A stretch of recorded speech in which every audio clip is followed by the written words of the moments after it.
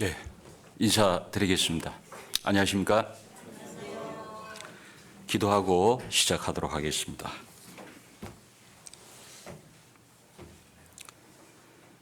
거룩하시고 은혜와 사랑이 풍성하신 우리 하나님 아버지, 주님께서 십자가 위에서 흘려주신 그 피로 말미암아 우리의 모든 허물과 죄를 사하여 주신 것 참으로 감사를 드립니다. 구원받은 이후에도 우리를 고아와 같이 버려두지 아니하시고 주님의 몸된 교회 가운데 모아주셔서 주님의 거룩한 말씀으로 양육해 주시는 것 또한 참으로 감사를 드립니다. 늘 우리와 함께 하여 주시며 우리에게 필요한 모든 것 채워주시며 우리를 의의 길로 인도해 가시는 주님, 우리가 이 땅 가운데서 주님께서 명하신 그 복음 증거하는 일에 충성을 다할 수 있도록 도와주시옵소서. 우리가 매일 만나고 접촉하는 불쌍한 영혼들에게 주님의 말씀을 담대하게 지혜롭게 증거함으로 우리를 통해서 날마다 구원받는 역사가 나타날 수 있도록 주님께서 역사하여 주시옵소서. 우리 나주교회 형제 자매님들 개인마다 가정마다 늘 굽어 살펴주시고 주님 앞에 헌신된 삶을 살아갈 수 있도록 필요한 모든 것 채워주시길 원합니다. 오늘 주일을 맞이해서 우리 사랑하는 형제 자매님들 말씀을 사모하는 마음으로 이렇게 모였습니다. 우리 각 사람의 형편을 아시는 주님께서 합당하신 은혜의 말씀으로 채워주시고 말씀을 통해서 힘과 위로와 용기를 얻을 수 있도록 도와주시기 원합니다. 그래서 이 악하고 음란한 세상 가운데서 승리하는 그리스도인의 삶을 살아갈 수 있도록 도와주시옵소서. 마땅히 이 자리에 나와야 하지만 여러 가지 형편으로 인해서 참석하지 못한 우리 사랑하는 형제 자매님들 있는 그곳에서 이 교제를 사모하는 마음을 주시고 다음번 시간에는 같이 모일 수 있도록 모든 상황과 여건을 만들어 주시길 원합니다. 모든 것 주님의 권능의 팔에 맡깁니다. 언제나 우리를 사랑하시는 주 예수님의 이름으로 기도드렸습니다. 아멘. 구약 성경 오바다 성경을 보도록 하시겠습니다. 구약 성경 1286페이지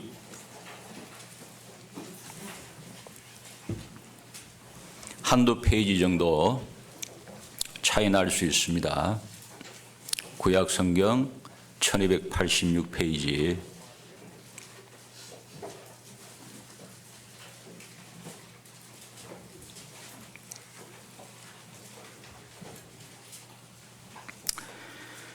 오바다서는 한 장이죠. 16절 제가 읽겠습니다. 16절 너희가 내 성산에서 마신 것 같이 만국인이 항상 마시리니 곧 마시고 삼켜서 본래 없던 것 같이 되리라. 주일 아침에 찬양의 밤 분위기네요. 찬양 감사합니다.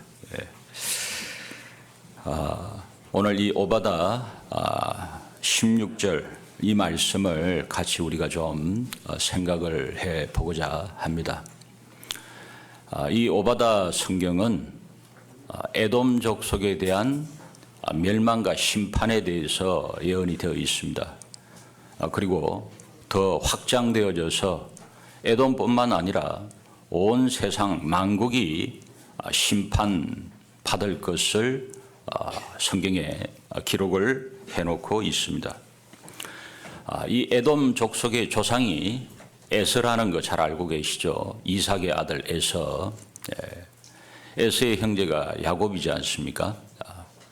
그래서 어떻게 보면 이 이스라엘 민족과 에돔 족속은 형제 국가라고 할 수가 있습니다.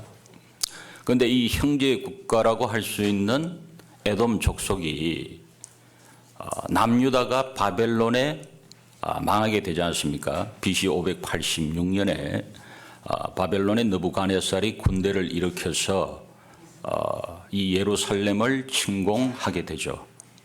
그때 이 에돔 족속이 그 바벨론 군대와 함께 이 예루살렘에 들어왔습니다.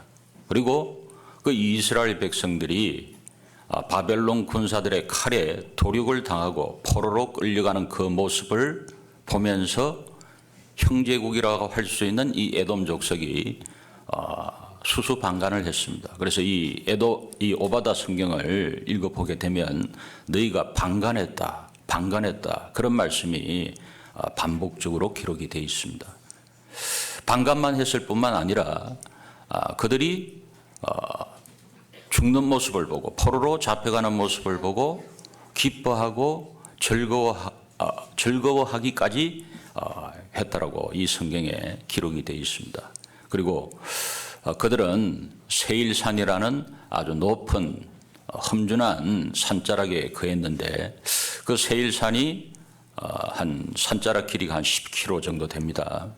높은 곳은 한 200m, 낮은 곳은 한 80m 정도 되는데 그 높은 험준한 바해산에 거했기 때문에 자기들이 살고 있는 곳은 절대 적들이 함락시키지 못한다라는 헛된 자부심, 그런 교만한 마음이 있었습니다. 그래서 그런 것들이 어우러져서 결국 그들이 심판을 받게 됩니다. 그래서 역사적으로 이제 보게 되면은 바벨론이 멸망하고 5년 뒤에, 그러니까 BC 581년이죠. 그때 바벨론의 느부갓네살이 또 군대를 일으켜서 이번에는 남유다가 아니라 바로 이 에돔 족속이 거하고 있던 페트라, 이 페트라는 그 당시에 바로 이 에돔 족속의 수도라고 할 수가 있습니다.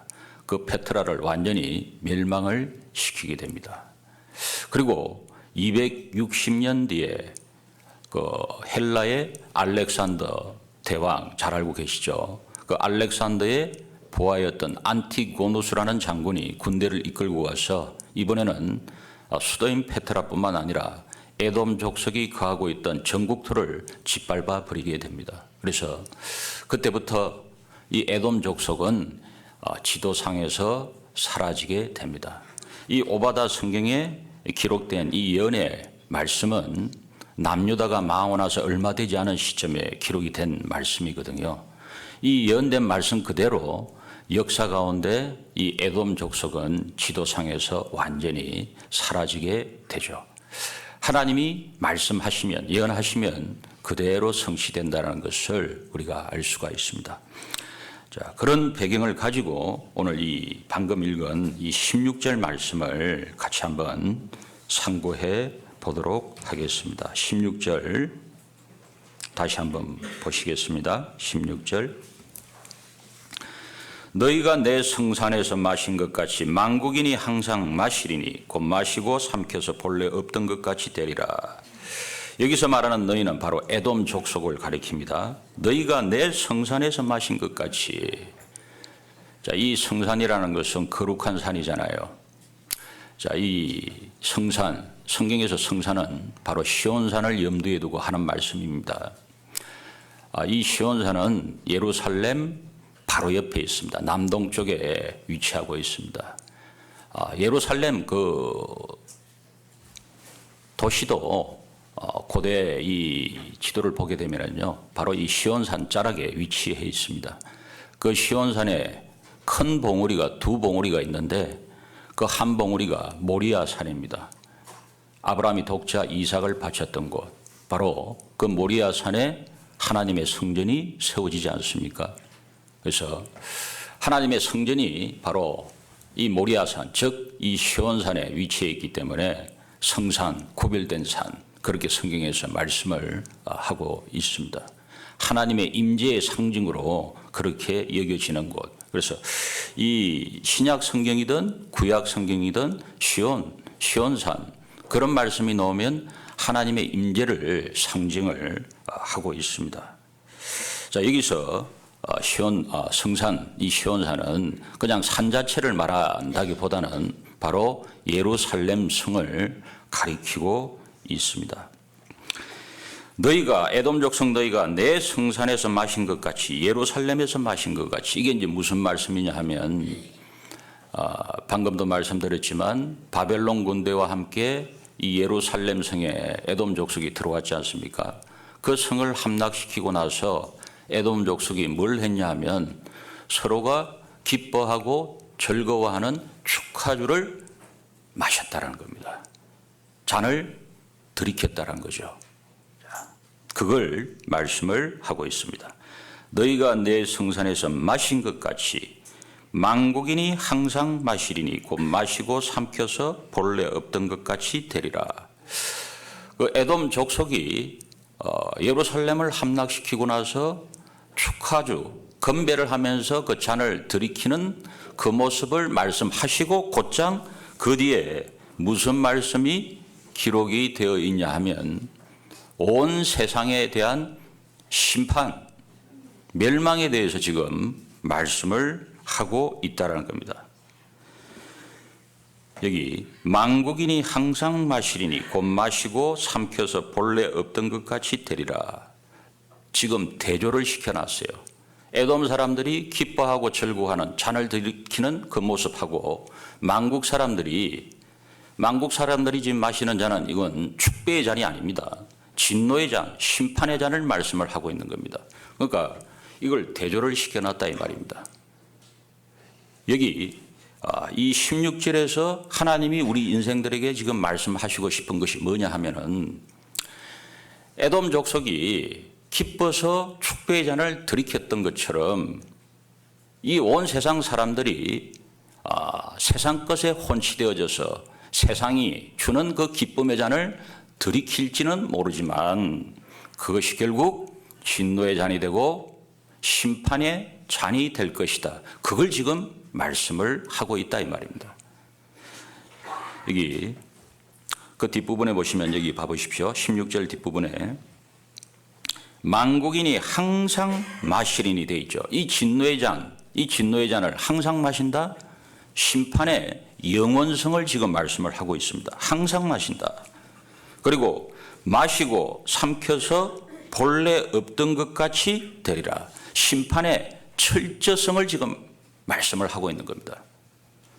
영원한 심판, 철저한 심판을 이 세상 많은 사람들이 지금은 이 세상에 살아가면서 기쁨의 잔, 즐거움의 잔을 들이킬지는 모르지만 다 망한다 이 말입니다. 그 잔은 진노의 잔을 반드시 마시게 된다는 것을 이렇게 말씀을 하고 있습니다.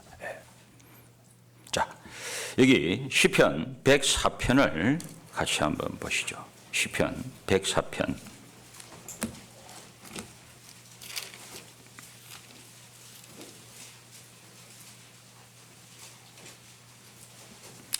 시편 104편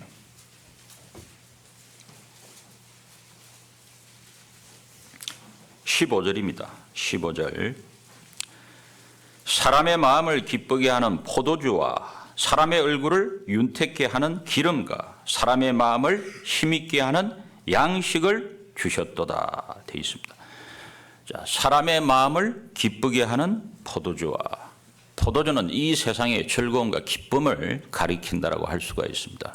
여러분, 이 세상은 마치 요한복음 2장에 나오는 포도주가 떨어진 잔치집과 같다라고 말씀을 드릴 수가 있습니다.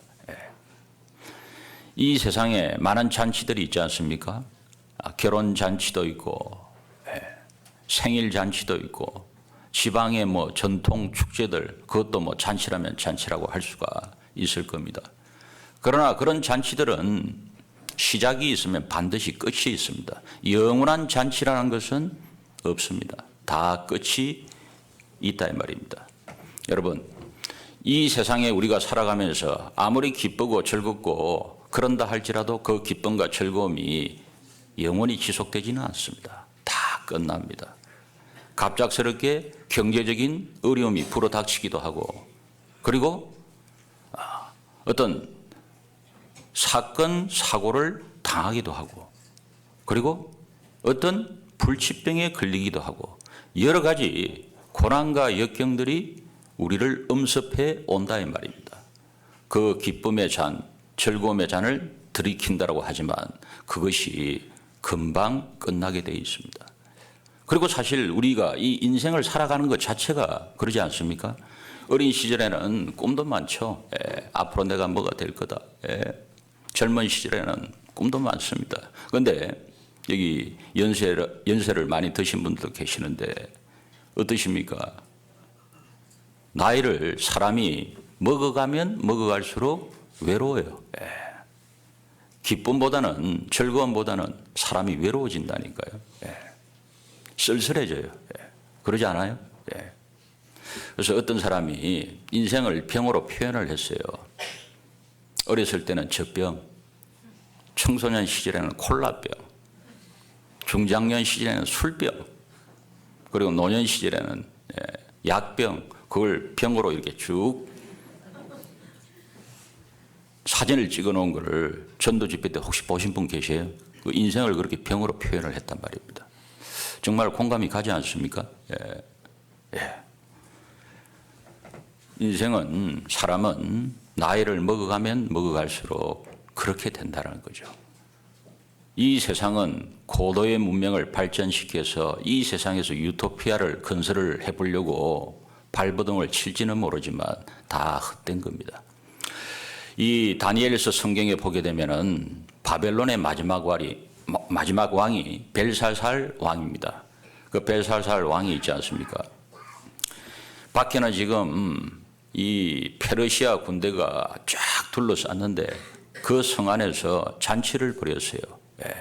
왕과 신하들이, 그리고 일반 백성들이. 그 다니엘서 성경에는 뭐 정확하게는 안 나와 있지만 이 역사 이 문헌에 보면은요, 그 당시에 벨사살 왕 당시에 그 성 안에 20년 동안 먹을 수 있는 양식을 저장을 해놨다고 그래요. 왜 그 벨사살 왕이 잔치를 벌였냐 하면 믿는 구석이 있었던 겁니다. 이 바벨론 성은 난공불락의 요새니까 너희들이 아무리 성을 쭉 둘러싸도 결코 함락시킬 수 없다. 그리고 우리는 20년치 이상 먹고 살 수 있는 양식을 여기다 다 저장을 해놨다. 그런 헛된 교만한 마음 가운데서 이 잔치를 벌였던 겁니다. 그런데 이 성경에 기록된 대로 왕궁 분벽에 손가락이 나타나서 이 저주의 말씀이 쫙 기록이 되잖아요. 그 벨사살 왕이 넓적 마디가 녹는 듯하고 양쪽 무릎이 덜덜덜덜 부딪혔다라고 기록이 되어 있지 않습니까? 얼마나 그 사람이 놀라고 두려웠으면 그렇게 성경에 기록이 되어 있겠습니까? 그 사람 그날 죽었거든요. 그것은 이 세상이 어떤 성대한 기쁨과 즐거움의 잔치를 벌이고 있는데 그렇게 허망하게 비참하게 끝날 것을 모형과 그림자로 우리한테 보여주는 거 아니겠어요? 분명히 그럴 거라는 겁니다. 이 땅에 태어난 모든 인생은 먼저는 무슨 잔을 받아야 됩니까? 구원의 잔을 받아야 됩니다. 구원의 잔. 구원을 받아야 된다 이 말입니다. 그런데 그 구원의 잔을 받지 못한 사람은 진노의 잔을 받게 되죠. 여기 성경 찾아보시겠습니다. 시편 75편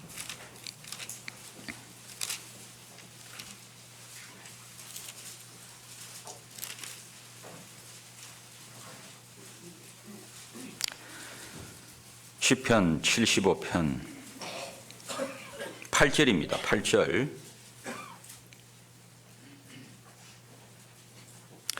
여호와의 손에 잔이 있어 술거품이 일어나는도다. 속에 섞은 것이 가득한 그 잔을 하나님이 쏟아내시나니 실로 그 찢기까지도 땅의 모든 악인이 기울여 마시리로다. 땅의 악인이 기울여 마시는 이 잔은 바로 진노의 잔입니다. 진노의 잔. 이 요한계시록에 보게 되면 일곱 인, 일곱 나팔, 일곱 대접에 대한 심판에 대한 말씀이 기록이 되어 있지 않습니까? 7년 환란 때 일어날 일들이 기록이 되어 있잖아요. 일곱 인의 재앙 때 전 세계 사람들의 4분의 1이 죽는다라고 요한계시록에 기록이 되어 있습니다. 7 나팔 재앙 때는요. 전 세계 사람들 3분의 1이 다 죽어요. 예. 그리고 7 대접 심판 때는 전 세계 사람들 거의 다 죽습니다. 거의 다 죽는 겁니다. 구원의 잔을 받지 못한 사람은 이 진노의 잔을 들이키고 영원한 지옥의 잔을 이제 받아야 되는 거죠. 예. 그게 구원의 잔을 받지 못한 사람의 운명이다 이 말입니다. 우리가 이 복음서를 보게 되면 예수님이 십자가에서 다 이루었다 말씀을 하시고 돌아가셨을 때 땅이 진동하고 바위가 터졌다라는 말씀이 이 복음서에 보면 기록이 되어 있지 않습니까? 그게 무슨 의미입니까? 다 이루었다. 구원을, 인간의 그 죄를 용서하는 그 구원을 완성한 동시에 심판도 이제 작정이 되었다는 것을 말씀하는 거 아니겠습니까? 그렇지 않습니까? 혹시 우리 나주교에 출석을 하고 계시지만 아직 구원의 잔을 마시지 못한 분, 그냥 잔만 이렇게 들고 있는 분, 그 상태에서 교회당만 출석하시는 분이 있다면 안 됩니다. 무슨 말이냐? 잔만 들고 있다, 마시지 못했다. 어떤 분이에요? 구원이 확정이 안 된 분 말입니다. 그런 분이 계시면 안 됩니다. 빨리빨리 그 구원을 확정을 하셔야 돼요. 전도 집회에 있을 때까지 기다리지 마시고 요즘 유튜브에 이 전도 집회 말씀이며 뭐 각종 말씀들이 얼마나 많이 올라옵니까? 그 전도 집회 말씀 들으시고 빨리 그 구원을 확정을 하셔야 된다 이 말입니다. 자, 그래서 이 땅에 태어난 모든 인생은 반드시 이 구원의 잔을 마셔야 되고 이 구원의 잔을 마신 사람은 또 하나님께로부터서 신앙생활 가운데 여러 가지 잔들을 마시게 되죠. 그 잔들에 대해서 같이 좀 생각을 해보도록 하겠습니다. 자, 구원받은 이후에 우리가 어떤 잔을 받게 되죠? 첫 번째로는 은혜의 잔을 받게 되죠. 여기 시편 23편을 같이 한번 보시겠습니다. 시편 23편.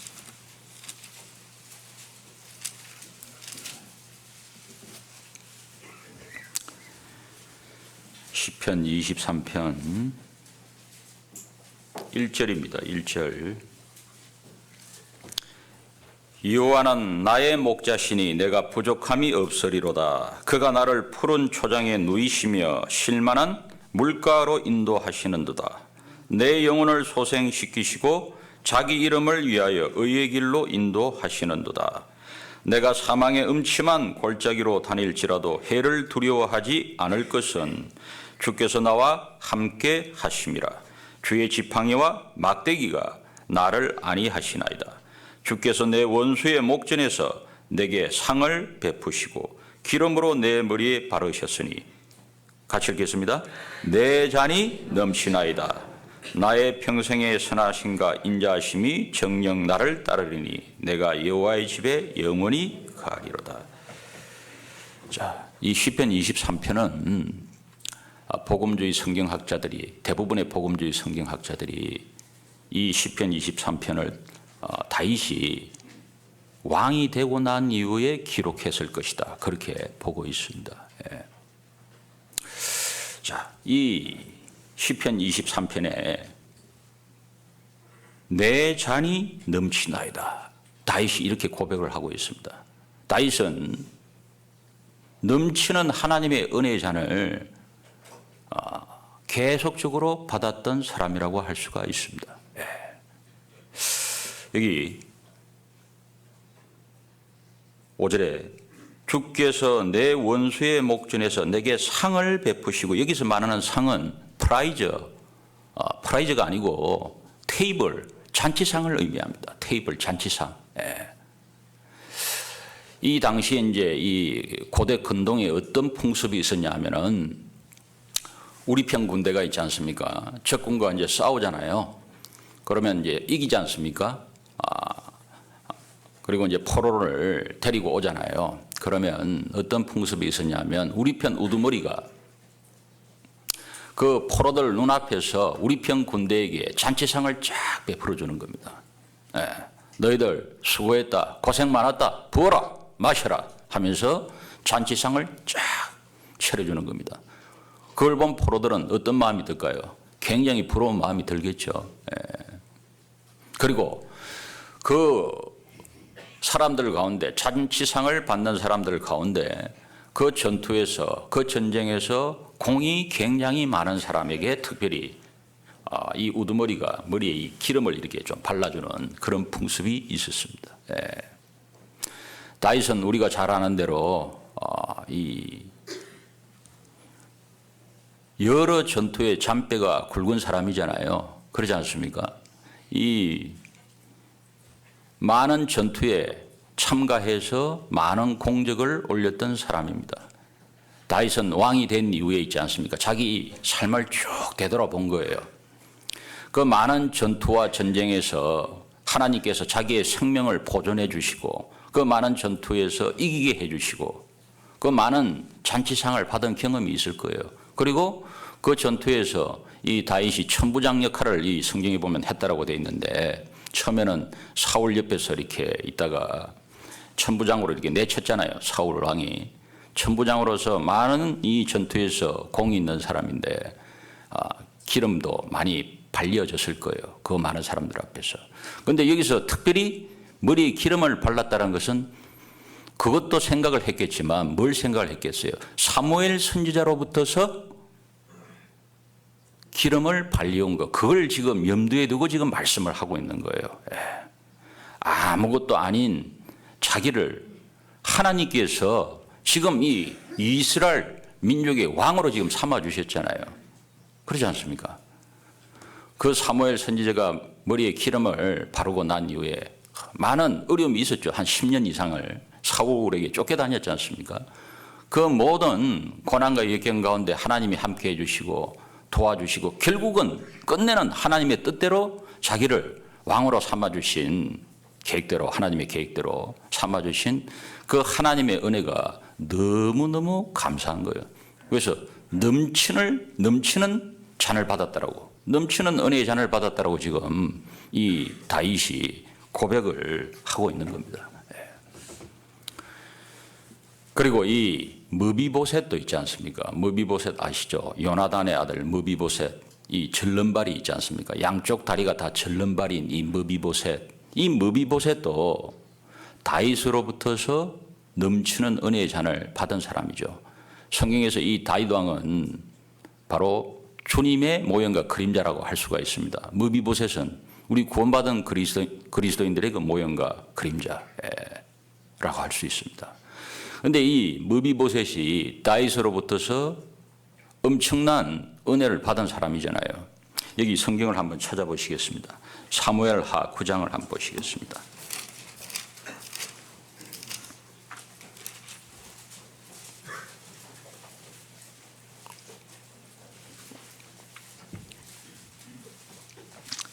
사무엘하 9장 5절입니다. 사무엘하 9장 5절. 다윗 왕이 사람을 보내어 로드발 암미엘의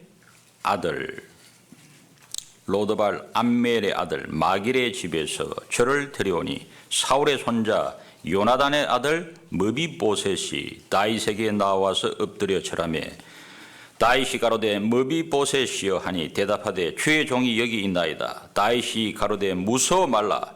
내가 반드시 내 아비 요나단을 인하여 내게 은총을 베풀리라. 내가 내 조부 사울의 밭을 다 내게 도로 주겠고 또 너는 항상 내 상에서 먹을지니라. 저가 절하여 가로되 이 종이 무엇이간데 왕께서 죽은 개 같은 나를 돌아보시나이까. 돼 있습니다. 네. 이 무비보셋은 요나단의 아들입니다. 이 요나단이 사울 왕의 아들이잖아요. 그러니까 이 무비보셋은 사울 왕의 손자예요, 손자. 예. 사울과 이 다윗의 관계는 원수지간이지 않습니까? 처음에는 장인이고 사이였지만 처음의 관계는 나중에는 원수지간으로 이제 바뀌어졌잖아요. 예. 마땅히 죽임을 당해야 될 사람입니다. 다윗이 지금 왕이 됐는데 지금 목숨을 지금 부지하고 있잖아요. 그런데 왜 다윗이 살려줍니까? 자기 이 무비보셋의 아버지가 요나단인데 요나단하고 약속을 했잖아요.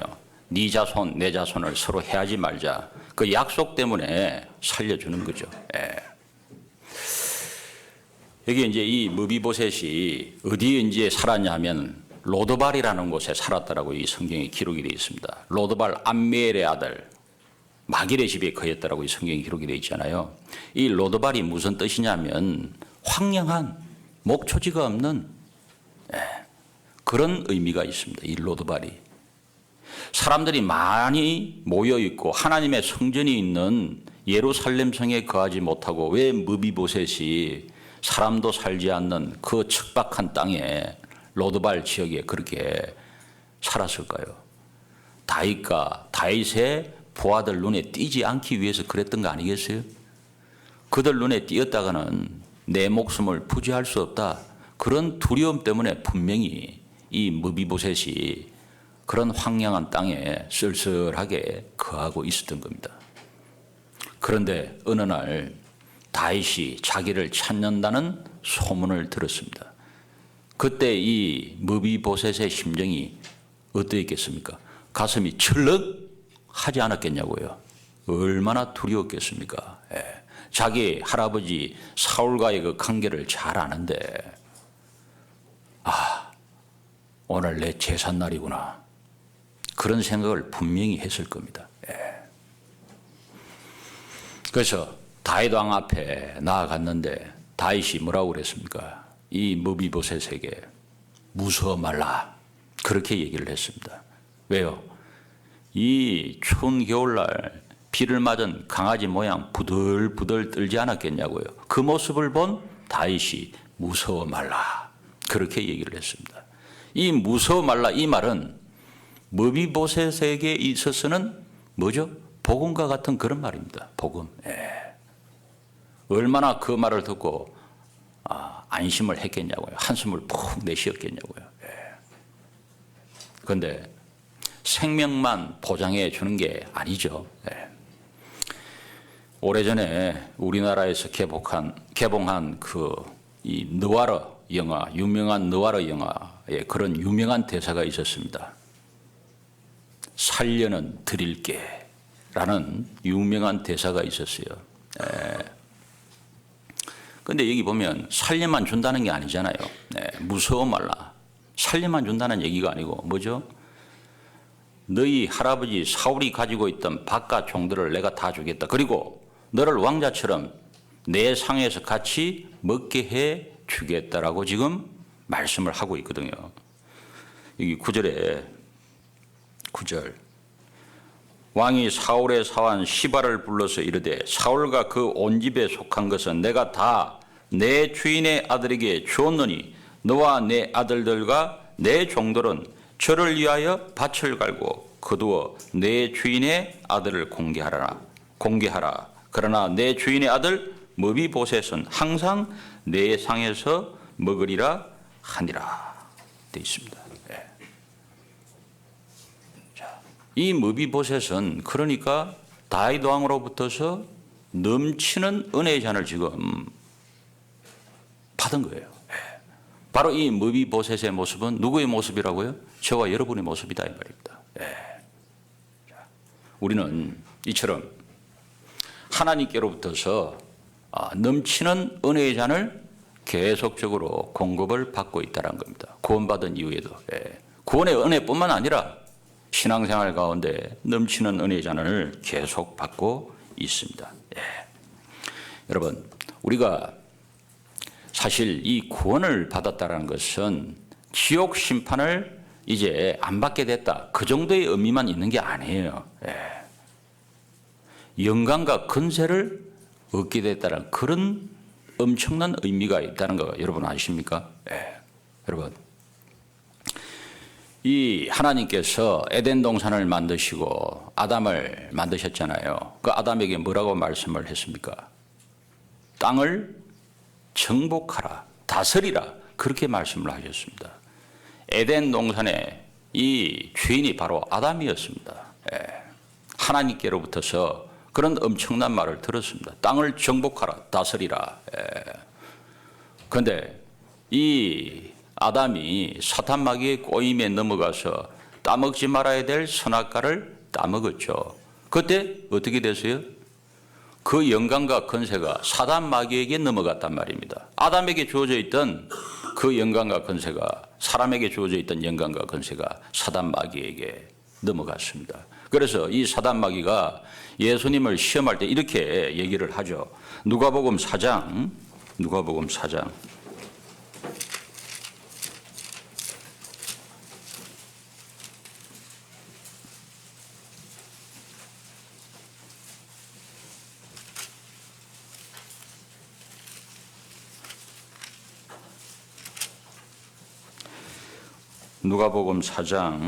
5절입니다. 5절. 누가복음 4장 5절. 마귀가 또 예수를 이끌고 올라가서 순식간에 천하만국을 보이며 가로되 이 모든 권세와 그 영광을 내가 내게 주리라. 이것은 내게 넘겨준 것이므로 나의 원하는 자에게 주노라. 네가 나에게, 이 사단 마귀가 예수님께 말하기를 네가 나에게 경배하면 내가 이 모든 만국의 영광과 권세를 너에게 주겠다. 그렇게 지금 제안을 하고 있습니다. 꿇어 엎드려라. 그렇게 지금 얘기를 하고 있는 겁니다. 제안을 하는 거죠. 내게 넘겨준 것이므로 언제 넘어갔습니까? 아담이 선악과를 따먹을 때, 그때 모든 영광과 권세가 사단 마귀에게 넘어간 겁니다. 그런데 예수님께서 십자가에 죽으시고 나의 모든 죄를 도말하심과 동시에 십자가에서 승리하심으로 마귀에게 넘어갔던 그 권세와 영광을 다시 우리에게 주신다 이 말입니다. 그래서 우리가 이 구원을 받았다는 것은 단순히 죄 용서를 받았다 그런 의미만 있는 것이 아니라는 겁니다. 권세와 영광을 빼앗겼던 권세와 영광을 마귀에게 빼앗겼던 것을 다시 찾아서 우리 각 사람에게 돌려 주신다는 그런 의미가 있다 이 말입니다.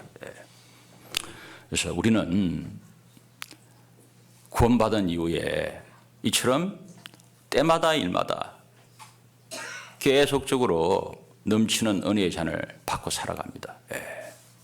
그러지 않습니까? 여러분들 지나간 시간들 한번 되돌아봐 보세요. 구원받던 이후에 신앙생활을 쭉 했던 그 모습들. 정말 주님의 그 넘치는 은혜를 우리가 받았다는 것을 많이들 기억을 하실 겁니다. 그리고 내가 직접 겪지는 않았지만 형제 자매들이 구역 모임이나 조모임이나 뭐 각종 모임에서 간증을 하게 될 때, 하나님께 받았던 그런 많은 은혜들을 간증을 하게 될 때 우리가 정말 공감을 할 수가 있지 않습니까? 우리는 넘치는 은혜의 잔을 받고 살아가는 사람들입니다. 여기 마태복음 1장을 같이 한번 봐보시죠. 마태복음 1장.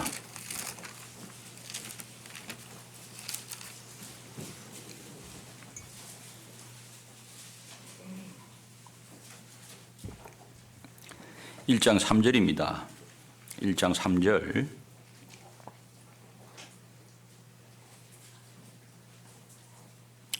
(1장 3절) 유다는 다말에게서 베레스와 세라를 낳고 베레스는 헤스론을 낳고 헤스론은 람을 낳고 람은 아미나답을 낳고 아미나답은 나손을 낳고 나손은 살몬을 낳고 살몬은 라합에게서 보아스를 낳고 보아스는 룻에게서 오벳을 낳고 오벳은 이세를 낳고 이세는 다이당을 낳으니라. 다윗은 우리아의 아내에게서 솔로몬을 낳고. 자, 여기 마태복음의 1장에 예수님의 족보, 메시아의 족보가 여기 나와 있습니다.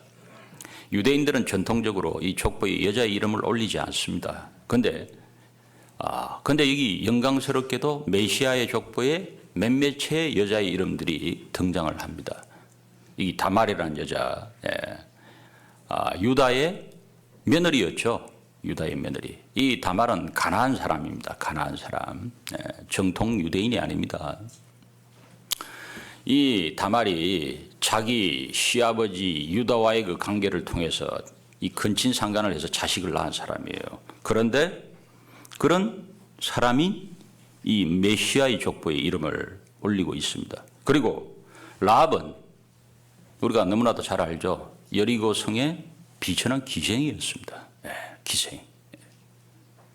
이스라엘 공동체 안에 들어올 수 없는 가나안 사람, 마땅히 진멸받아야 될 가나안 사람이었던 이 라합이 이스라엘 공동체 안에 들어온 것만 해도 영광스러운 건데 그가 메시아의 족보에 들어갔다 이 말입니다. 넘치는 은혜를 받은 거죠. 뿐만 아니라 여기 나와 있는 룻, 모압 사람이죠. 신명기 23장에 보게 되면 모압 사람은 여호와의 총에 영원히 들어오지 못한다라고 저주가 선언이 되어 있는 민족이 바로 이 모압 사람입니다. 그런데 이 룻이 이스라엘 공동체 안에 들어왔고 뿐만 아니라 메시아의 족보에도 이름을 올리고 있죠. 넘치는 은혜의 잔을 받은 사람이라고 할 수가 있죠. 그리고 여기 나와 있는 이름은 기록이 안 돼 있습니다만 우리아의 아내 바세바잖아요. 바세바가 원래 우리아의 아내였지 않습니까? 이 바세바도 물론 자기 의사하고는 뭐 상관없이 다윗과 동침을 했다라고 하지만 결과론적으로 보면 이 바세바도 전과 흠이 있는 거예요. 그랬던 이 바세바가 다윗의 아내 왕비가 됐을 뿐만 아니라 메시아의 족보에도 이름을 올리고 있거든요. 여기에 나와 있는 여자들은 전부 다 넘치는 은혜의 잔을 다 받은 사람들이라고 할 수가 있습니다. 자, 여기 나와 있는 다말, 라합, 룻, 바세바 바로 저와 여러분의 모습입니다. 우리는 전과 흠이 많았던 사람들입니다. 그런 우리를 주님께서 구원하여 주시고 단순히 지옥 형벌만 명쾌해 주신 것이 아니고 영광과 권세를 주시고 그리고 때마다 일마다 계속적으로 넘치는 은혜의 잔을 우리에게 베풀어 주시고 있지 않습니까? 바로 여기 나와 있는 여자들은 저와 여러분의 모습이라는 겁니다. 우리는 넘치는 은혜의 잔을 지금 하나님께로부터 계속적으로 받고 살아가는 사람들입니다. 자, 여기 사도행전 17장 같이 한번 봐보시죠. 사도행전 17장.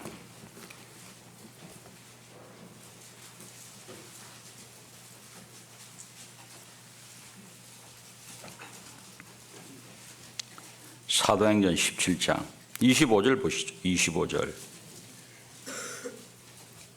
사도행전 17장 25절. 또 무엇이 부족한 것처럼 사람의 손으로 섬김을 받으시는 것이 아니니 이는 만민에게 생명과 호흡과 만물을 친히 주시는 자이심이라. 생명과 호흡과 만물을 친히 주시는 자이십니다. 여러분, 모든 인생들의 생명과 호흡을 주님이 붙들고 계신다는 거 우리는 잘 알고 있습니다. 그렇지 않습니까? 그분이 우리에게 그 생명과 호흡을 주시는 겁니다. 밤에 주무시는 분들 다 주무시잖아요. 내 허파를 내가 뛰게 합니까? 심장을 내가 뛰게 합니까? 하나님이 뛰게 해주시는 겁니다. 생명과 호흡은 주님에 속한 거예요. 내가 어떻게 통제를 할 수 있는 부분이 아니다 이 말입니다. 의사들은 얘기합니다. 이 사람이 죽을 병이 한 1000가지가 넘는데요. 그런데 그걸 치료할 수 있는 약은 한 30%도 채 되지 않는다라고 얘기를 하거든요. 그런데 지금 저와 여러분이 지금 이렇게 오늘 하루 또 잠자리에서 일어나서 활동을 지금 할 수 있는 거 이게 정말 넘치는 은혜 잔을 지금 받고 있다는 증거입니다. 그리고 우리나라에 1년에 뭐 교통사고로 죽는 사람만 해도 10,000명이 넘다고 그러잖아요. 그렇지 않습니까?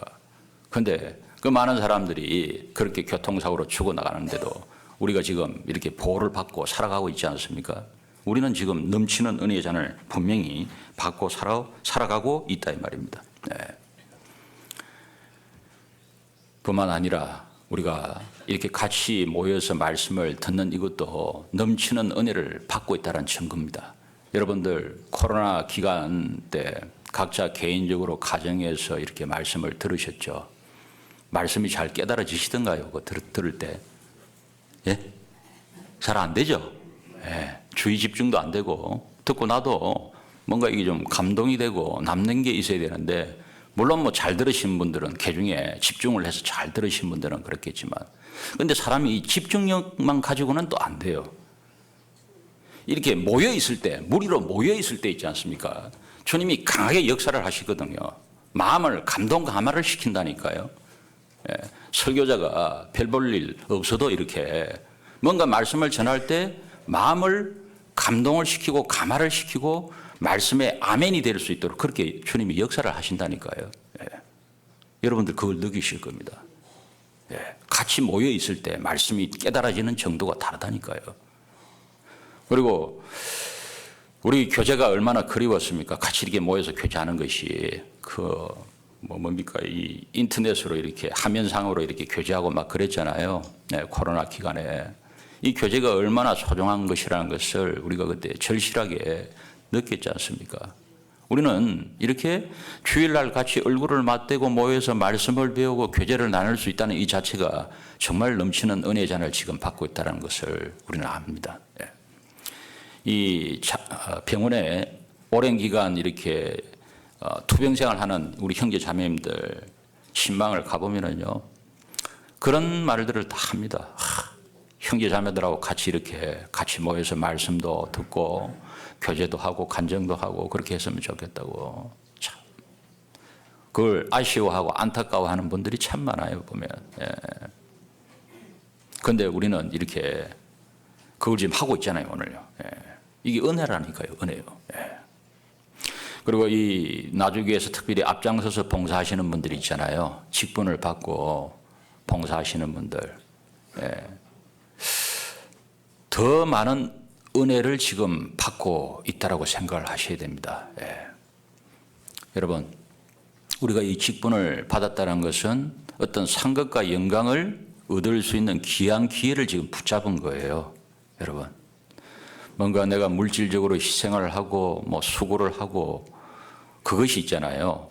주님 앞에 가면은 영원한 상급과 영광으로 바뀐다는 것을 우리는 구원받은 이후에 골백번도 더 말씀을 듣고 읽고 해왔습니다. 그런데 막상 뭔가 수고하고 희생해야 될 그런 딱 위치에 있을 때 우리 임원분들이 마음을 모으고 해야 될 때 있지 않습니까? 그러지 못하고 마음이 사분오열되고 그리 되면 되겠어요. 내가 지금 영원한 나라에서 영원한 상과 영광을 얻을 수 있는 귀한 기회를 주셨는데 그걸 은혜로 생각을 하지 못하고 뭔가 마음이 정리가 안 되고 혼돈이 된다. 그런 분이 혹시 계십니까? 그러면 안 됩니다. 예. 그리고 이 타이틀에 있지 않습니까? 너무 또 목을 거는 분들이 있어요, 보면. 예. 타이틀에. 최영재 자매하고 나하고 같이 비슷한 시기에 구원받았는데 최영재 자매는 뭐 타이틀이 있는 직분이 있고 나는 이게 안 주냐 하면서 그의 직분에 대해서 너무 욕심을 거는 분인데, 직분에 대한 욕심이 없는 것도 문제지만 너무 과한 것도 문제예요, 사실은요. 여러분, 우리가 천국 가면은 뭐 목사가 있겠습니까? 집사가 있겠습니까? 누가 있겠습니까? 구원받은 그리스도인들과 주님밖에 없잖아요. 남는 거는요, 내가 이 땅에서 행했던 그 일, 주님 앞에서 헌신했던 그 일, 그것만 남는 겁니다. 그리고 구원받은 그리스도인들이 거기 들어가는 거죠. 예. 우리가 그 타이틀에 너무 목을 걸면 안 될 거예요. 그것도요. 예. 그 은혜라는 그 찬양 잘 아시잖아요.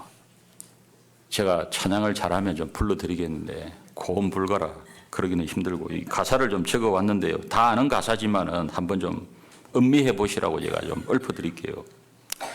내가 누려왔던 모든 것들이, 내가 지나왔던 모든 시간이, 내가 걸어왔던 모든 순간이 당연한 것 아니라 은혜였소. 아침 해가 뜨고 저녁에 노을, 봄의 꽃향기와 가을의 열매, 변하는 계절의 모든 순간이 당연한 것 아니라 은혜였소. 내가 이 땅에 태어나 사는 것, 어린아이 시절과 지금까지 숨을 쉬며 살며 꿈을 꾸는 삶, 당연한 것 아니라 은혜였소. 내가 하나님의 자녀로 살며 오늘 찬양하고 예배하는 사람, 3.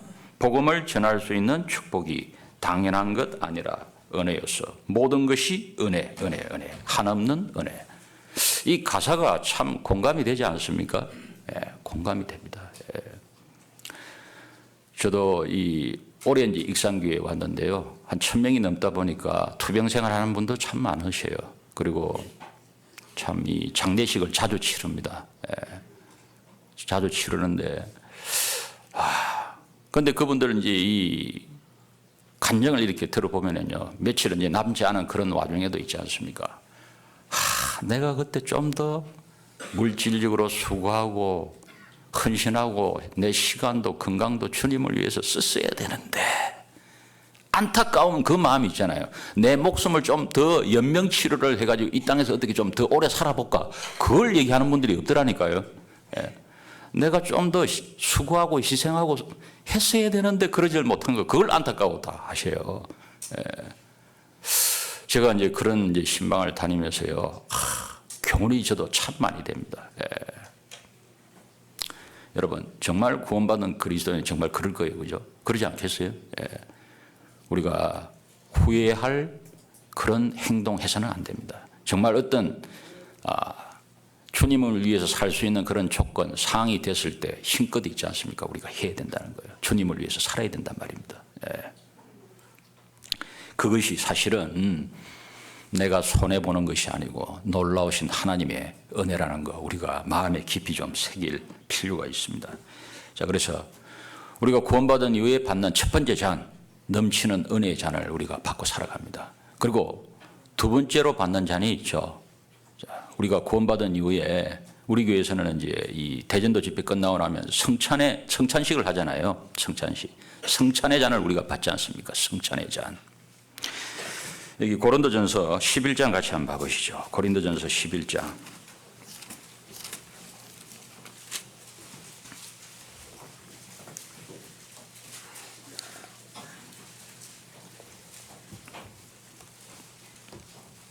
고린도전서 11장 23절입니다.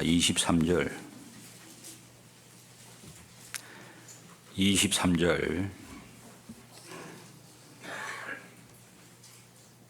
내가 너희에게 전한 것은 주께 받은 것이니 곧 주 예수께서 잡히시던 밤에 떡을 가지사 축사하시고 떼어 가라사대 이것은 너희를 위하는 내 몸이니 이것을 행하여 나를 기념하라 하시고 식후에 또한 이와 같이 잔을 가지시고 가라사대 이 잔은 내 피로 세운 새 언약이니 이것을 행하여 마실 때마다 나를 기념하라 하셨으니 너희가 이 떡을 먹으며 이 잔을 마실 때마다 주의 죽으심을 오실 때까지 전하는 것이니라.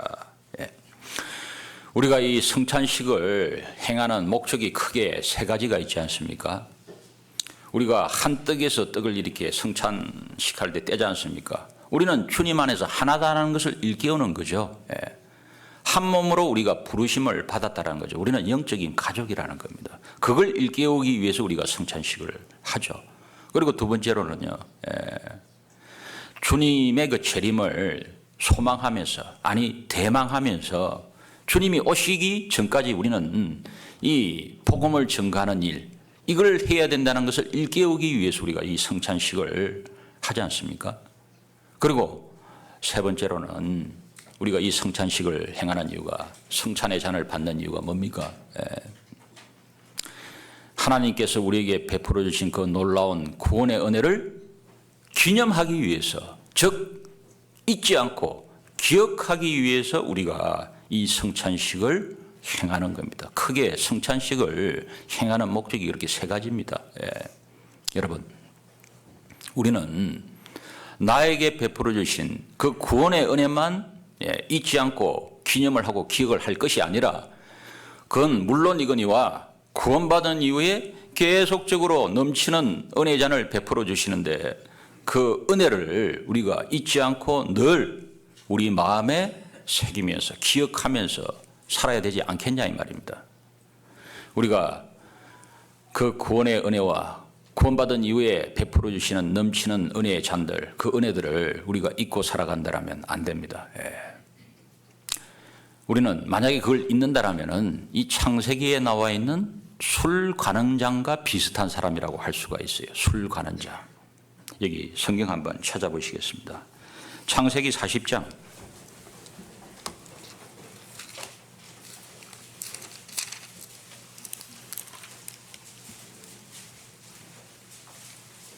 창세기 40장 14절입니다. 창세기 40장 14절입니다. 14절. 당신이 덕이 하거든 나를 생각하고 내게 은혜를 베풀어서 내 사정을 바로에게 고하여 이 집에서 나를 건져 내소서. 나는 히브리 땅에서 끌려온 자요 여기서도 옥에 갇힐 일은 행치 아니하였나이다. 쭉 넘어가서 23절 같이 읽겠습니다. 술 맡은 관원장이 요셉을 기억지 않고 잊었더라 되어 있습니다. 이 요셉이 형들의 미움을 받아서 이 애굽으로 내려가는 상인들에게 종으로 팔려갔지 않습니까? 그 종으로 팔려가서 결국 이 보디발 장군의 집에 이제 종으로 이제 팔려갔는데 거기서도 성실하게 이제 일을 해서 그 보디발의 가정 총무가 됐죠. 그 가정 일을 갖다가 이렇게 쭉 돌아보는 그 일을 관장을 했지 않습니까? 그런데 이 보디발의 아내가 음탕한 여자였죠. 눈짓을 계속 했잖아요. 동침하자고. 그걸 보고 안 된다. 뜻을 분명히 밝혔는데도 불구하고 옥까지 붙잡고 늘어졌죠. 모함을 받아가지고 결국 이 옥에 들어갔습니다.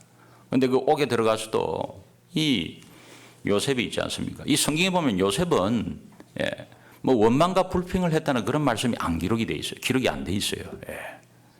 자기가 주어진 그 여건 가운데서 그 옥에서도 술 관원장과 떡 굽는 관원장을 잘 섬겼습니다. 그런데 그 두 사람을 섬기러 이제 딱 들어갔는데 보니까 이 안색이 두 사람 다 안 좋은 겁니다. 꿈을 꿨습니다. 그런데 이 술 맡은 관원장이 쭉 꿈을 꾼 얘기를 쭉 하니까 좋은 해몽을 해줬죠. 좋은 해몽. 당신이 이제 3일 뒤에 전직을 회복을 하게 될 텐데, 복직하게 될 텐데, 그때 나를 좀 생각을 해달라고 부탁을 했습니다. 나는 이 옥에 들어올 만한 그런 일을 행한 사람이 아니라고 나 좀 사정을 살펴서 나를 이 옥에서 건져내달라고 부탁을 했죠. 이 술 맡은 관원장은 분명히 있지 않습니까? 그 약속을 했을 거예요. 이 성경에는 기록이 안 돼 있지만. 좋은 해몽을 해주는 이 요셉이 얼마나 반갑고 좋았겠어요. 이 술 맡은 관원장 입장에서는. 그래 요셉아, 내가 이 옥에서 나가면은 반드시 너를 갖다가 이 옥에서 빼주겠노라고 철석같이 약속을 했을 겁니다. 그런데 전직을 회복한 이 술 관원장이 뭐라고 되어 있습니까? 여기 술 맡은 관원장이 요셉을 기억지 않고 잊었더라. 까마귀 고기를 구워 먹었는지 까마득하게 잊어버렸습니다. 그 받은 은혜 있지 않습니까? 그걸 갖다가 새카맣게 잊어버렸다 이 말입니다. 우리가요 구원의 은혜도 받고 구원받은 이후에 넘치는 은혜를 받는데 그 은혜를 망각을 하면 바로 이 술 맡은 관원장과 같은 그런 사람이 될 수가 있다 이 말입니다. 우리는 그 하나님의 은혜를 잊어서는 안 됩니다. 그런데 이 성경에 보게 되면 이스라엘 민족 있잖아요. 이스라엘 민족. 그들은 끊임없이 하나님의 은혜를 잊어버리고 원망과 불평을 해댔습니다. 그죠? 여기 신명기 8장 같이 한번 봐보시죠. 신명기 8장.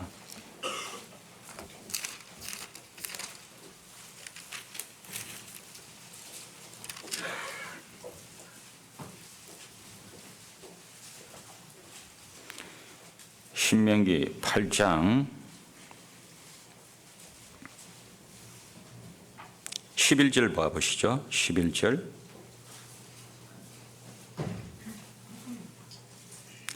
내가 오늘날 내게 명하는 여호와의 명령과 법도와 규례를 지키지 아니하고 내 하나님 여호와를 잊어버리게 되지 않도록 삼갈지어다. 내가 먹어서 배불리고 아름다운 집을 짓고 거하게 되며 또 내 우양이 번성하며 내 은금이 증식되며 내 소유가 다 풍부하게 될 때에 두렵건대 내 마음이 교만하여 내 하나님 여호와를 잊어버릴까 하노라. 여호와는 너를 애굽 땅 종되었던 집에서 이끌어 내시고 너를 인도하여 그 광대하고 위험한 광야 곧 불뱀과 정갈이 있고 물이 없는 간주한 땅을 지나게 하셨으며 되어 있습니다. 예. 이스라엘 백성들이 400년 동안 종살이를 하다가 계속적으로 하나님께 부르짖었지 않습니까? 그래서 하나님이 모세를 보내주셨죠. 모세의 인도를 받아서 이 이스라엘 백성들이 결국 애굽을 탈출해 나왔습니다. 이 성경에 보게 되면 그들이 하나님을 찬양했다라고 기록이 되어 있습니다. 그런데 얼마 못 가서 바로가 변심을 해서 군대를 일으켜서 칼 들고 쫓아왔을 때 그 모습을 보고 원망과 불평을 쏟아냈습니다. 그런데 기이한 이적이 벌어졌지 않습니까? 이 홍해 바다가 쫙 갈라졌습니다. 이 출애굽기 14장에 보게 되면 물이 물러갔다라고 그렇게 표현이 되어 있잖아요. 물이 물러갔다라고. 우리가 그 십계라는 영화를 보면 이 홍해 바다가 갈라질 때 이 사람 몇 사람이 겨우 건널 수 있는 폭으로 이렇게 갈라진 것으로 이렇게 표현이 되어 있는데 성경적으로 보면 그거 안 맞습니다. 바람이 불었겠지만 하나님이 우리가 알 수 없는 엄청난 능력으로 그 바닷물이 있지 않습니까? 쫙 멀리 물러가도록 그렇게 분명히 하셨을 거예요. 왜? 성경에 물이 물러갔다라고 그렇게 표현이 되어 있기 때문에. 여러분, 아무리 강심장이라고 해도 아무리 하나님을 믿는 사람 강심장이라고 해도 쉽게 영화처럼 그렇게 물이 갈라졌는데 이 그 누웨이바와 핫걸 사이에 거리가 16km 정도 됩니다. 구글 어스로 재보면은요. 그리고 해저 깊이가 그 지역이 한 200m 돼요. 수심이 200m. 물이 그러면 그 정도 폭으로만 갈라졌다 그러면은 이 물기둥이 양쪽에 200m가 쫙 서 있는데 그걸 16km를 걸어간다? 보통 강심장이 아니면 그렇게 하기 힘들 거예요. 그러지 않겠어요? 물이 물러가게 한 게 맞단 말입니다. 성경적인 그 표현이 보면. 그런데 사람들이 쫙 다 통과하고 애국 군대가 쫙 이제 병거를 타고 쫙 밀고 들어왔을 때 물러갔던 그 양쪽에 있던 이 물기둥들이 있잖아요. 높이 200m 되는 그 수직 물기둥들 있지 않습니까? 예. 좌우에 벽이 됐던 물기둥들이 양쪽에서 쓰나미처럼 쫙 하고 몰려가지고 압살을 시켜버렸습니다. 압살을. 애국 군대를 말입니다. 예. 완전 몰살시켜버린 거예요. 그것을 자기들 눈으로 분명히 그 현장에서 봤단 말입니다. 그럼에도 불구하고 그 하나님의 은혜를 잊어버리고 물이 없다, 음식이 없다, 고기가 없다 계속해서 불평과 원망을 해댔습니다. 그 은혜를 생각하지 못하고. 예. 사람이 하나님께 받은 은혜를 기억하지 못하면 뭐가 입에서 튀어나오냐면 뭔가 원망과 불평할 상황이 되면 여과 없이 그게 이제 입을 통해서 자꾸 나온단 말입니다. 예. 이스라엘 민족이 그랬단 말입니다. 이스라엘 민족이. 예. 그래서 원망과 불평은 이스라엘 민족의 쉽게 얘기해서 고질병이었습니다. 고질병. 예. 우리 구원받은 그리스도인이 그래서는 안 된다는 거죠. 예. 우리가 이 하나님의 넘치는 은혜를 항상 기억할 때 있지 않습니까? 뭔가 내 마음이 힘들고 원망과 불평이 올라올 수 있고 입에서 목구멍에서 올라올 수 있는 상황이지만 그때 하나님의 넘치는 은혜를 기억을 한다면 그게 이제 쏙 들어가겠죠. 그런데 이스라엘 백성은 그걸 하지 못했어요. 그걸요. 예. 원망과 불평이 고질병이었단 말입니다. 그런 말이 있잖아요. 원수는 돌에 새기고 은혜는 물에 새긴다. 그런 말이죠. 들어보셨죠? 예. 원수를 돌에 새긴다는 것은 잊지 않고 그걸 갖다가 마음에 딱 두겠다는 거 아니겠습니까? 은혜는 물에 새긴다는 것은 뭐예요? 잊어버린다 이 말입니다. 잊어버려요. 자기한테 조금 안 좋은 소리 했던 형제 자매들, 뭐 교회에서 좀 감정이 상했던 그거는 있지 않습니까? 두고 그걸 잊지 않고 기억을 하시는 분들이 있어요. 마치 원수로 생각하는 거예요, 형제 자매를. 아닙니다. 혹시 그런 분 계시면 그거 버리셔야 돼요. 우리는 하나님의 은혜를 항상 마음에 그렇게 새겨야 되겠습니다. 그게 정말 중요한 겁니다. 여러분 여기 누가복음 11장 누가복음 17장 같이 한번 봐보시죠. 누가복음 17장.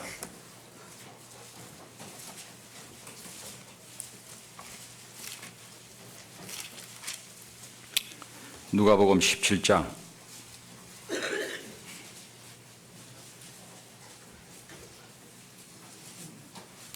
누가복음 17장 11절입니다. 누가복음 17장 11절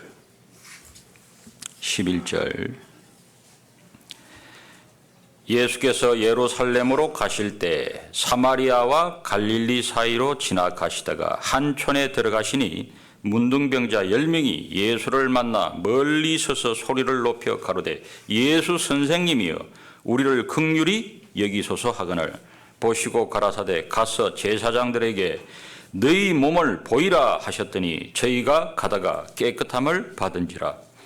그 중에 하나가 자기의 나은 것을 보고 큰 소리로 하나님께 영광을 돌리며 돌아와 예수의 발 아래 엎드려 살해하니 저는 사마리아인이라. 예수께서 대답하여 가라사대 10사람이 다 깨끗함을 받지 아니하였느냐? 그 9은 어디 있느냐? 이 이방인 외에는 하나님께 영광을 돌리러 돌아온 자가 없느냐 하시고 그에게 이르시되 일어나 가라. 내 믿음이 너를 구원하였느니라 하시더라. 예. 10명의 문둥병자, 이 한센병이라고 그러잖아요. 현대의학으로도 고치기가 쉽지 않은 병이지 않습니까? 이 문둥병. 그런데 예수님이 고쳐주셨습니다. 그들은 삶의 빛이 지금 비친 거예요. 삶의 빛이 비쳤다고요. 이 문둥병자들은 항상 격리되어서 살아야 했지 않습니까? 자기 가족들하고 사랑하는 가족들하고 같이 살 수가 없었습니다. 항상 따로 격리되어서 살 수밖에 없었습니다. 아무런 소망도 희망도 없는 그런 상태에서 하루하루 이 땅 가운데서 삶을 그냥 살았습니다. 그런데 이 문둥병이 나은 거예요. 우리는 이 문자적으로만 이 기록이 되어 있기 때문에 그런가 보다 생각할 수 있는데 문둥병자 입장에서 이 나음을 받은 문둥병자 입장에서는 얼마나 기쁘고 즐거운 일이었겠습니까? 우리는 그걸 말로 표현을 하기가 힘들 거예요. 이들이 느꼈던 그 감동, 기쁨, 그걸 말로 표현하기가 힘들 거단 말입니다. 그런데 그런 은혜를 받은 10사람이 한 사람만, 사마리아 사람 한 사람만 예수님께 와서 그 은혜를 기억을 하고 돌아와서 하나님께 영광을 돌렸단 말입니다. 예수님이 그러셨잖아요. 아합은 어디 있느냐 그랬습니다. 여기 계신 우리 나주교회 형제자매님들은 하나에 속했습니까? 9에 속했습니까? 내 자신을 살펴보셔야 됩니다. 1860년 9월 달에 미국에 저 미시건호라고 있어요. 미시건호. 거기서 목재 운반선하고 여객선하고 충돌한 사건이 있었습니다. 그 이야기를 들어보신 분도 있을 거예요. 이 에드워드 스펜서라는 이 전도 유망한 이 수영선수, 이 수영선수 스펜서가 그때 17명을 건졌습니다. 187명이 물에 빠져 죽었거든요. 그 당시에요. 187명이. 그런데 17명을 건졌어요. 수영을 잘하니까 수영선수니까 800m를 16번 왕복을 했어요. 그 폭풍우가 인한 밤바다에서, 참바다에서 말입니다. 몸을 혹사를 시켜가지고 평생 휠체어를 타고 다녀야 했습니다. 이 사람이요.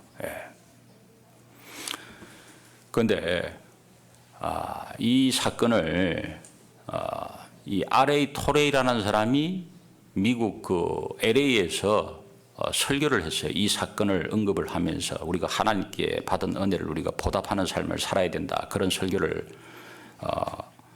했는데 이 R.A. 토레이라는 사람은 잘 모르시죠? 이 사람이 그 D.L. 무디 그 성경학교 초대 교장입니다. R.A. 토레이 이 사람이에요. D.L. 무디는 여러분들 잘 아시잖아요. 네. 이 R.A. 토레이 아들이 우리나라 6.25 때 상위 용사들, 장애인들, 고아들, 전쟁 고아들 많았잖아요. 그 R.A. 토레이 아들이 저 대전에서 그런 이제 사람들을 돌보기도 했어요, 실제로. 이 R.A. 토레이가 이 LA에서 이 스펜서의 이제 실제 이 사건을 언급하면서 이제 하나님의 은혜를 이제 보답을 해야 된다. 그 얘기를 이제 한 거예요. 설교 시간에. 설교를 하고 이제 쭉 내려오니까 어떤 성도가 목사님이 언급한 그 스펜서가 여기 지금 자리에 와 있습니다. 나 그 사람 한번 만나보고 싶다고, 물어보고 싶다고, 궁금한 게 있다고 이제 같이 만났어요. 그 17명을 살려주셨는데 그 중에 몇 명이 감사의 표시를 하던가요? 질문을 했습니다. 이 R.A. 토레이 목사가 그 스펜서라는 사람한테. 단 한 명의 사람이 그날이 되면 자기에게 이 고맙다는 엽서를 보내오고 있다라고 시간이 이제 많이 흘렀지만 그래도 엽서를 보내오고 있다고 그 얘기를 한 겁니다. 여러분 스펜서라는 사람은 100년 정도 살 수 있는 이 육신의 생명을 연장시켜주는 그 일을 했잖아요.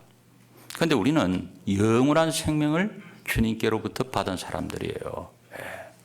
그런데 우리가 하나님의 은혜를 망각하고 그걸 보답하는 마음으로 살아가지 못한다면 얼마나 병망덕하겠어요. 여러분 성경에 이런 말씀이 있습니다. 여기 신명기 32장 같이 한번 봐보시죠. 신명기 32장.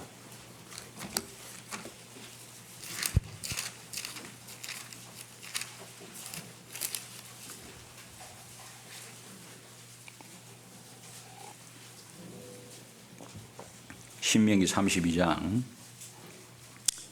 6절입니다. 6절. 신명기 32장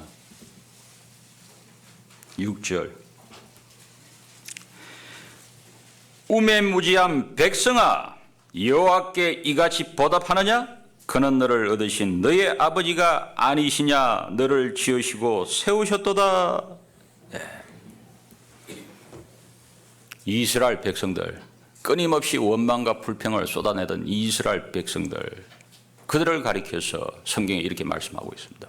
우매무지한 백성아, 우매무지한 백성아, 여호와께 이같이 보답하느냐?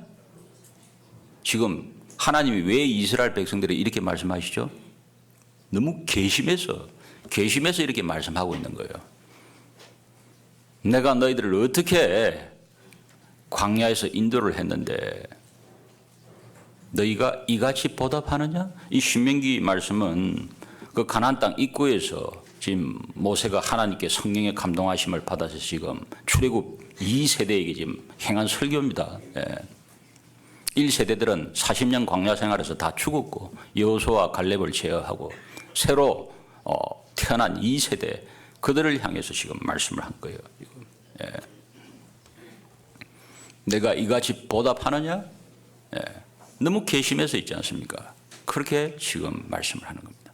여러분, 사람과의 그 대인관계에서도 있지 않습니까? 이 괘씸죄에 딱 걸리게 되면은 이건 헤어나올 수가 없다는 걸 잘 아시죠? 어떤 은혜를 내가 받았는데 그 은혜를 기억하지 못하고 보답하는 삶을 살지 못할 때 그 사람이 나를 어떻게 생각해요? 괘씸하게 생각하죠. 그러지 않습니까?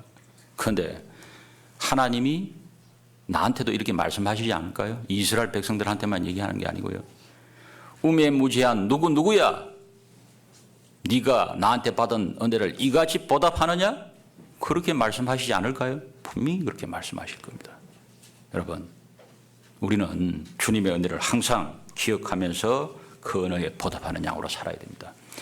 이 성경에 보게 되면요, 사람에게 받은 그 은혜를 오랜 시간이 지났는데도 잊지 않고 있지 않습니까? 그걸 보답한 내용이 이 성경에 기록이 되어 있어요.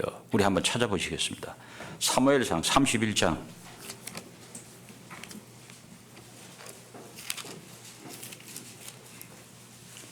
사무엘상 31장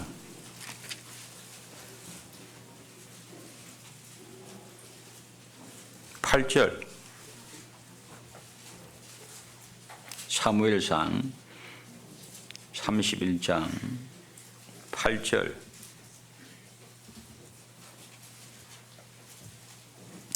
그 이튿날 블레셋 사람들이 죽은 자를 벗기러 왔다가 사울과 그 세 아들이 길보아 산에서 죽은 것을 보고 사울의 머리를 베고 그 갑옷을 벗기고 자기들의 신당과 백성에게 전파하기 위하여 그것을 블레셋 사람의 땅 사방에 보내고 그 갑옷은 아스다롯의 집에 두고 그 시체는 벳산 성벽에 못 박음에 길랏 야베스 거민들이 블레셋 사람들의 사울에게 행한 일을 듣고 모든 장사가 일어나 밤새도록 가서 사울과 그 아들들의 시체를 벳산 성벽에서 취하여 가지고 야베스에 돌아와서 거기서 불사르고 그 뼈를 가져다가 야베스 에셀나무 아래 장사하고 7일을 금식하였더라 되어 있습니다. 예. 이 사울 왕이 하나님께 계속적으로 불순종하고 악으로 치달아갔죠. 결국 블레셋과의 전투에서 목숨을 잃게 됩니다. 예. 자, 그런데 이 블레셋 사람들이 사울의 목을 베고 사울의 그 갑옷을 자기들이 믿는 우상의 신당에다 보내고 전리품으로, 예. 그리고 그 시신들을 갖다 벳산 성벽에다 못 박았다라고 성경에 기록이 되어 있습니다. 그 얘기를 듣고 이 길랏 야베스 사람들이 밤새도록 가서 블레셋 진영에 있는 그 벳산 성벽에 못 박혀 있는 그 사울과 그 아들들의 시체를 수습을 해와가지고 예법대로 장례를 치러줬다는 그 내용입니다. 지금 방금 읽은 말씀이에요. 왜 이 길랏 야베스 사람들이 이렇게 했냐 하면 사울 왕이 이제 왕이 되고 얼마 안 됐을 때 이 암몬 사람들이 길랏 야베스를 이제 침공을 하려고 있지 않습니까? 했습니다. 그런데 평화조약을 침공 안 하고 평화조약을 맺는 조건이 뭐였냐 하면 너희들 오른쪽 눈을 갖다 다 뽑아 가지고 오면은 너희들하고 평화조약을 맺겠다. 무슨 말입니까? 평화조약 안 맺겠다는 얘기입니다. 어떻게든 너희들 전쟁 치러서 너희들 다 죽여버리겠다. 그 말 아니겠어요? 그런데 네. 그 얘기를 듣고 이 길랏 야베스 사람들이 사람을 보냈습니다. 그때 이 사울이 왕이 됐을 때 초기입니다. 얼마 안 된 그 시점이었지만 이스라엘의 군대를 일으켜가지고 이 암몬 사람들을 갖다가 쳐서 그 전투에서 이겼습니다. 그래서 그 길랏 야베스 사람들의 생명을 지켜줬거든요. 우리가 잘 아는 대로 사울이 이스라엘에서 40년 통치를 했지 않습니까? 40년 통치.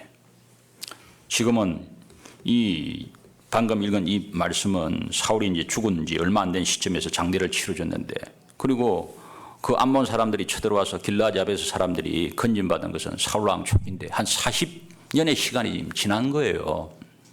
그럼에도 불구하고 이 길랏 야베스 사람들은 사울이 자기들에게 베풀어준 그 은혜를 잊지 않고 머릿속에 각인을 하고 있었다는 겁니다.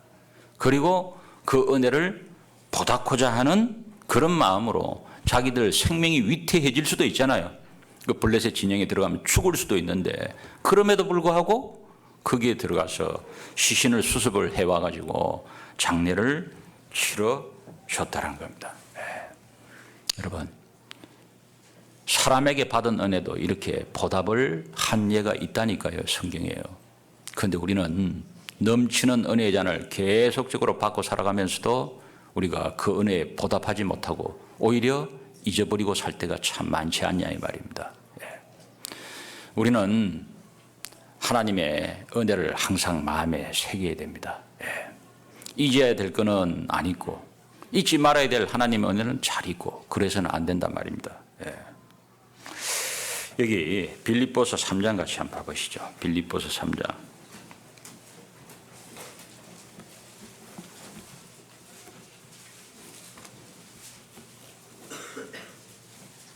빌립보서 3장 13절에 보시면, 형제들아 나는 아직 내가 잡은 줄로 여기지 아니하고 오직 한 일, 즉 뒤에 있는 것은 잊어버리고 앞에 있는 것을 잡으려고 표대를 향하여 그리스도 예수 안에서 하나님이 위에서 부르신 부름의 상을 위하여 쫓아가노라 되어 있습니다. 여기서 오직 한 일, 영어 성경에 보게 되면 one thing, 한 가지 일, 그렇게 되어 있습니다. 그 한 가지 일이 뭘까요? 복음 증거하는 거. 오직 한 일, 즉 뒤에 있는 것은 잊어버리고, 자기가 이때까지 이 빌립보서를 기록하는 그 시점까지 복음을 전했던 그 일들, 복음을 전하면서 받았던 많은 핍박과 고난, 역경, 시련들 다 포함되는 말씀이라고 할 수가 있습니다. 단순히 복음 전도만 얘기하는 게 아니고요. 그걸 다 잊어버리고 앞에 있는 표대를 향해서 내가 달려간다. 그렇게 지금 바울이 간증을 하고 있습니다. 그 바울의 간증이 성경에 빌립보서로 기록이 되어 있습니다. 순도 100%입니다. 이건 순수한 바울의 간증인 거예요. 거짓이 전혀 없는 성경에 기록이 되어 있으니까. 우리가 잘 아는 대로 이 고린도후서 11장에 보게 되면 바울이 얼마나 많은 고초를 겪었습니까? 이 복음을 전하면서요. 가는 곳마다 핍박을 당하고, 특별히 자기 동족 유대인들이 말입니다. 핍박을 얼마나 해댔습니까? 죽이려고 쫓아오고 그랬습니다. 많은 역경과 시련 가운데서 이 복음 전하는 일, 여기에 전심전력했던 바울, 그 복음을 전하는 과정에서 벌어졌던 많은 어려운 일들 다 잊어버리고 앞에 있는 표대를 향해서 달려간다. 또 내가 이 복음 전하는 일을 해야 되기 때문에 내 목숨이 붙어있는 한 그걸 향해서 내가 달려가겠노라고 지금 얘기하고 있는 거 아닙니까? 우리가 하나님의 은혜를 갖다가 보답하는 일은요, 바로 그겁니다. 복음 증거하는 겁니다. 복음 증거하는 거. 여러분들 얼마나 이 복음 증거하는 일에 열심을 품고 행하고 계십니까? 우리가 매일매일 주어지는 삶이 그냥 주어지는 게 아니에요. 나와 연관되어 있는 그 영혼들에게 복음을 전하라고 주님이 이 생명을 주셨다는 것을 우리가 늘상 생각을 해야 됩니다. 아까 말씀드린 대로 주님 앞에 갈 날이 다 돼가지고 그때 내가 희생을 좀 더 하고 뭘 해야 되는데 후회해봐야 아무 소용없다니까요. 지금 여러분 이 주일날 내 힘으로, 내 의지대로 이렇게 힘으로 내 이 의자에 앉아서 말씀을 1시간 30분 들을 수 있는 이런 체력 가지고 있을 때 여러분들 주변에 있는 이뤄진 영혼들에게 복음 전가하셔야 돼요. 그렇게 하셔야 됩니다. 이때까지 여러분들이 구원받은 지 10년 되신 분도 있을 거고, 여기 20년 되신 분도 있고 30년 이상, 그 혹은 그 이상 되신 분들이 있을 겁니다. 여러분들 그런 말씀 하실 수 있죠. 나하고 비슷한 시기에 구원받았던 사람들, 누구 사람들 다 세상에 흘러 떠내려갔을 때 나는 이 자리 지키고 있었습니다. 교제 떠나지 않았습니다. 박수 쳐드리고 싶어요. 정말 잘하셨어요. 너무 잘하신 선택을 하신 거예요. 그러나 그거 다 잊어버리십시오. 그리고 오직 앞을 향해서 뛰어가셔야 됩니다. 한 일, 복음 증거하는 일을 위해서 뛰어가셔야 된다니까요. 우리 구원받은 그리스도인들은 가거를 먹고 살면 안 됩니다. 아시겠죠? 내가 옛날에는 어떻게 살았는데 아무 소용없습니다. 우리는 앞에 있는 표대를 향해서 달려가야 된다는 겁니다. 23분인데요. 두 가지만 해야 될 것 같습니다. 그래도 나중에는 이번에 세 번째예요. 제가 보니까 2015년도에 왔더라고요. 그 앞에는 2008년도에 오고요. 7, 8년 주기로 오더라고요. 혹시 압니까? 또 7, 8년 뒤에 제가 또 오게 될지. 그때 나머지 설교를 하든지 아니면 다른 주제를 하든지 하도록 하겠습니다. 수고하셨습니다. 기도하고 마치겠습니다. 하나님 감사합니다. 죄로 말미암아서 심판을 받고 영원한 저주와 멸망의 형벌을 받아 마땅한 비참한 죄인들을 대신해서 주님께서 십자가에서 그 보혈을 흘려주심으로 우리의 모든 죄를 사하여 주셨습니다.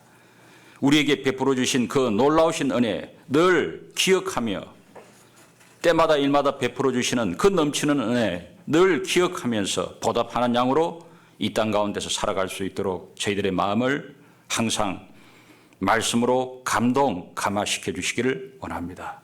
우리가 언제 주님 앞에 서게 될지 모르지만 주님 앞에 섰을 때 우리 모두가 잘했다 칭찬받는 주님의 종들이 될 수 있도록 후회 없는 삶을 살아갈 수 있도록 주님 도와주시옵소서. 오늘 있는 이후의 모든 삶 가운데도 일정 가운데도 주님께서 함께해 주시기 원합니다. 주 예수님의 이름으로 기도드렸습니다. 아멘.